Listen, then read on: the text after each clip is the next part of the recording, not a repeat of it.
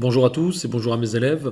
Du coup, dans cette petite série de vidéos, il va y en avoir peut-être 4 ou 5, où je vais traiter thématique par thématique les choses les plus importantes que vous devez savoir pour ceux qui sont dans ma classe, et sûrement pour ceux qui sont dans d'autres classes ou dans d'autres lycées, avant un gros DS sur la partie second degré en première spé.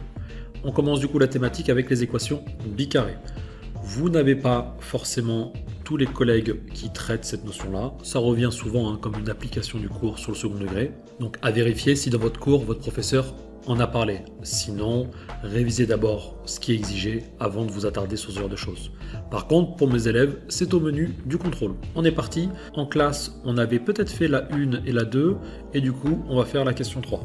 On a l'équation x puissance 4 moins 8x puissance 2 moins 9 égale à 0 à résoudre.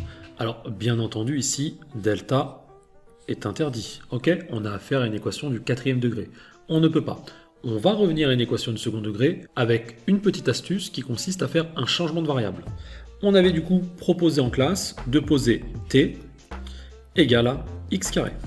Donc du coup ici, si j'élève des deux côtés au carré, j'ai t au carré qui vaut x au carré, le tout au carré, et ça fait x puissance 4. Notre équation qu'on va appeler E se transforme du coup en cette nouvelle équation. Regardez, x puissance 4, c'est t au carré, donc on a t carré ici, et x au carré qui était là devient t. On obtient ici, du coup, t au carré moins 8t moins 9 égale à 0. Maintenant, vous pouvez faire un delta, d'accord? On est parti, delta. On va poser tranquillement ici A qui vaut 1, ok, c'est la valeur qui multiplie t carré, B qui vaut moins 8, c'est la valeur qui multiplie t, et la constante C qui vaut moins 9. On trouve du coup ici B carré moins 4AC, ça nous donne moins 8, le tout au carré, moins 4 fois 1 fois moins 9, ce qui nous donne 100. Delta est positif, on a donc deux solutions, T1 qui vaut moins b, moins racine de delta sur 2 fois a, qui nous donne, et là on fait attention, c'est moins b sur la fraction, donc on étend sa ligne, pour pas que ce soit moins la fraction, ce qui change le résultat. Donc moins 8, ça fait 8, moins racine de 100, ça vaut 10, donc 8 moins 10 divisé par 2, ce qui nous donne moins 1.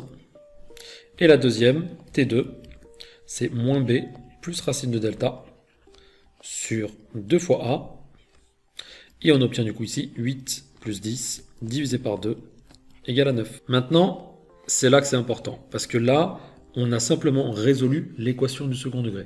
On va remonter au problème initial, et on va remarquer quelque chose, et je ne vais pas rentrer trop dans les détails, c'est que si t vaut x carré, ok, c'est que x vaut racine de t, ou moins racine de t, ok. Donc, ce que je veux dire par là, c'est que lorsque vous trouvez les solutions de l'équation du second degré, qu'on a modifiée ici, d'accord? En regardant ça, vous devez comprendre qu'à chacune des solutions va correspondre deux solutions, à condition que la solution soit positive. Pourquoi? Parce que racine d'un nombre négatif, ça n'existe pas. Donc, si je prends la solution T1, j'avais T1 qui valait moins 1, comme c'est négatif, je n'ai aucune solution qui va découler de là. Aucune solution de ce côté-là. Maintenant, puisque T2 est égal à 9, je vais avoir deux solutions qui vont découler de cette solution-là.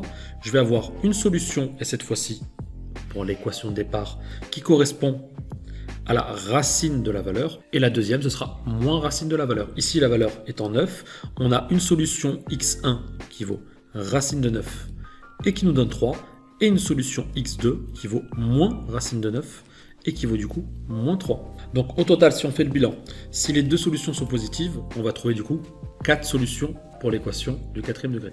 Si les deux solutions sont négatives, il n'y aura aucune solution pour cette équation du 4e degré. Et si on est dans ce cas-là, une positive et une négative, on a deux solutions. Donc 0 solution, 2 solutions ou 4 solutions. Ici, on conclut, du coup, S égale à moins 3, 3. Et on peut vérifier rapidement par exemple avec 3. 3 à la puissance 4, ça fait combien? 81, ok. Moins 8 fois 3 au carré, donc moins 8 fois 9, moins 9, ok.